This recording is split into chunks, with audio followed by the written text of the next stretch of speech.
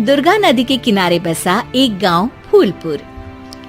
गांव में कुछ 100-150 लोग रहते थे। अंजलि, जो कि पास ही के जिले में रहती थी और 12वीं पास कर चुकी थी, उसके पिताजी ने बेटी को जल्दी विदा करने के लिए उसकी शादी फूलपुर गांव के मुकेश से करवा दी थी।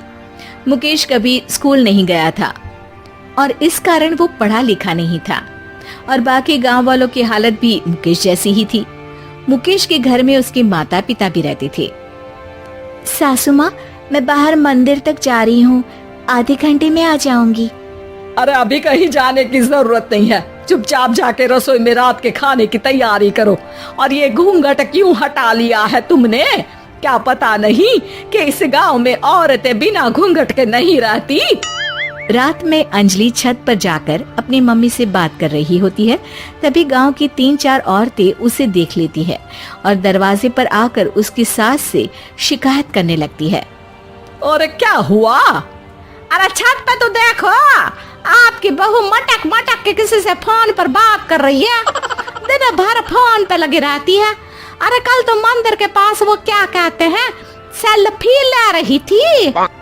शहर की बहू रखना अच्छा शान की बात है, पर देखना इसके लक्षण से ये तो तुम्हारे परिवार को बदनाम ना कर दे। ये पहली बार नहीं था जब सास से गांव के लोगों ने अंजलि की बुराई या शिकायत नहीं की हो। अब तो ये रोज की बात थी। अंजलि ये सब सुन लेती है। जब वो नीचे जाती है तो मुकेश भी वहां आ जाता है। सास कहती है, बेटा, लोग घर आकर शिकायत करने लगे हैं बहू के कामों की। देख लो, पति हो, संयम से रखो इसे। माँ जी, मैं तो अपनी माँ से बात कर रही थी क्योंकि यहाँ कोई बात करने लायक ही नहीं है और अब मैं माँ के पास ही रहूंगी। वहाँ क्या रहना, वहाँ बाहर के लोग तो ठीक है पर घर के लोग भी इज्जत ना दे सके। अरे नहीं नहीं अंजलि, ऐसा नहीं है, धीरे धीरे सब ठीक हो जाएगा, तुम फिक्र ना करो। अरे बस कुछ बोलना ही नहीं है, सर पे चढ़ा रखा है बहू को। सास मुकेश की नरम बात सुन के वहाँ से मुंह चढ़ाकर चली जाती है। मैं तो कहती हूँ हम दोनों शहर चले जाते हैं। मैं पढ़ी लिखी हूँ, मुझे वहाँ नौकरी भी मिल जाएगी और थोड़े दिनों में आप भी वहाँ कुछ काम ढूंढ लेना। अरे नहीं नहीं अंजलि, हम यहाँ ना गांव का खेत, माँ पिताजी को छोड़कर शहर नहीं जा सकते। माँ पिताजी को कैसा लगेगा और गांव वाले क्या सोचेंगे? ये कहकर मुकेश सोने चला जाता है और अंजलि की गांव वालों द्वारा बुराई का सिलसिला बहुत दिनों तक चलता ही रहता है। लेकिन अंजलि गुस्सा ना दिखाते हुए समझदारी से काम लेती है। बारिश का मौसम चालू हो जाता है। जोरदार बारिश से पूरे गांव में हाहाकार मच जाता है। दुर्गा नदी में बाढ़ आ जाती है और बाढ़ का पानी पूरे गांव की फसल तबाह कर देता है। फसल की ये हालत देखकर गांव वाले निराश हो जाते हैं और बात तो यहाँ तक पहुँच जाती है कि कुछ लोग तो अंजलि को इस सब का दोषी ठहरा देते हैं। अरे पूरी फसल तबाह हो गई, पता नहीं किसकी नजर लग गई है। अरे जब से चौधरी परिवार में ये शहर की बहू आई है ना, तब से ही गांव की शांति चली गई है।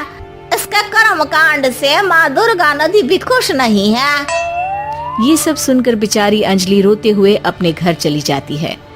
कुछ दिन बाद सभी गांव वाले अपनी फसल का मुआवजा लेकर अपने अपने घर आते हैं। मुकेश भी 1500 लेकर आता है। अंजलि को जब पासबुक दिखाता है तो अंजलि हैरान हो जाती है। अरे, ये पासबुक में तो उन्होंने 4000 की एंट्री करी है और आपको सिर्फ 1500 दिए। सच में? अरे वो सरकारी अफसर आपको बेवकूफ बना रहे हैं। सरकार की तरफ से हमें 4000 मिले हैं लेकिन बाकी का सारा पैसा खुद ही खा रहे हैं। आप लोग के अनपढ़ होने का फायदा उठा रहे हैं। ये सब सुनकर मुकेश परेशान हो जाता है लेकिन अंजलि उसे हिम्मत से काम लेने को कहती है और सुबह होते ही मुकेश को पंचायत कार्यालय ले जाती है और साथ में गांव के और लोगों को भी। आप सरकारी बाबू क्या गांव के लोगों को बेवकूफ समझते हैं? आपको क्या लगता है ये पढ़े लिखे नहीं है तो आप कुछ भी मनमानी करेंगे? ये बेचारे दिन रात इतनी मेहनत करते हैं, ये हमारे अन्नदाता हैं और आप इनके साथ ऐसा धोखा करते हैं।